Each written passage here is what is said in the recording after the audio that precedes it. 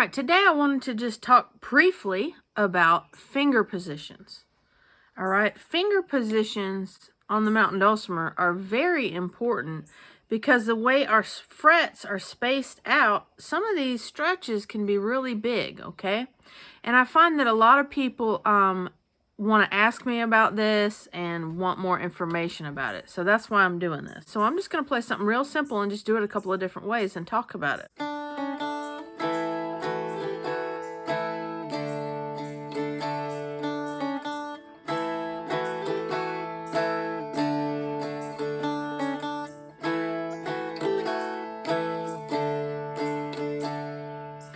Now, I was just doing a simple 101 A5 chord there.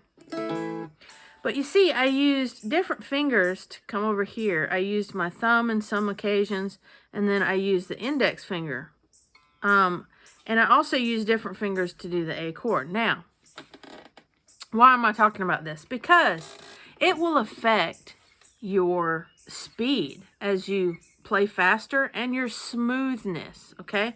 So what you want to do is, as you're playing your songs and learning them, you really do need to live in your song a little while and experiment with different ways to fret your chords and notes. There are people who love to use their thumb, so their hand will often be in this formation. And you see there's a big reach there. And there are others who like to play without their thumb. And I like to do a combination of both. I'm not one or the other. I like both.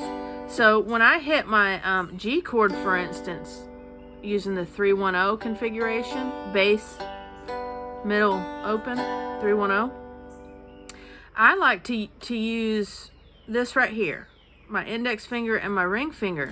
And that's what's most comfortable for me on that chord, right? And it's pretty much the same for the mirror of it, but occasionally you'll see me bring in the thumb if I'm having to do something else after it. So it really depends on what you're doing before and what you're doing after it also.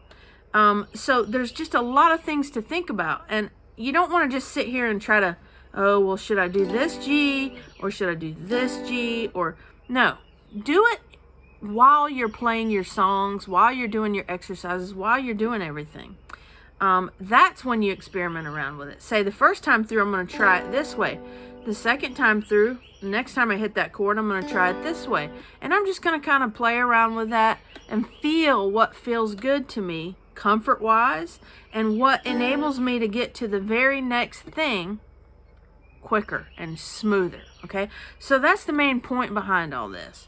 What orientation can you use that is most comfortable and smooth in changing to you, okay? So while this lesson is short, it is still sweet because there's a lot of different things you can do. So for instance, this D up here,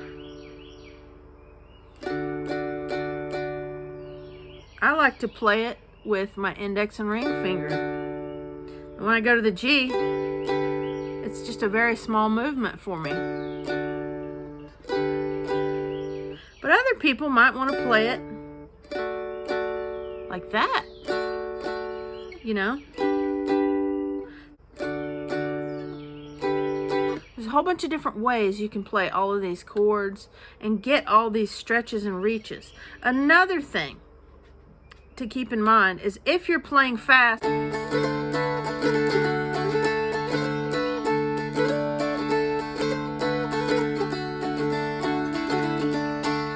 when you're playing faster on the melody line, it's really important where your hand is for these notes.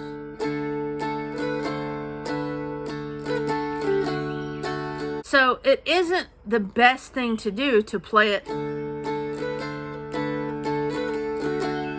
all one finger, okay? You want to use multiple fingers and you want to think about where you're going next. I know that I'm going back up, so that's why it's okay to be here.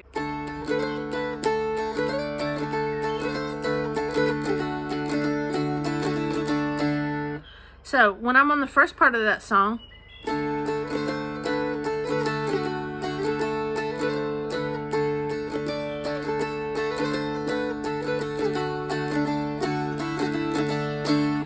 you'll notice how my hand position shifts.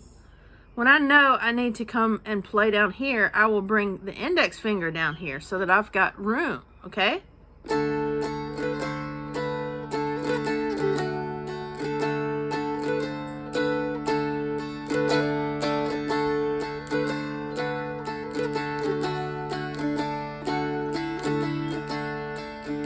So with shifts of our hand as we're going up and down, that's what we want to do. All right, so I didn't want to take long with this. I just want to give you some examples and talk about it with you.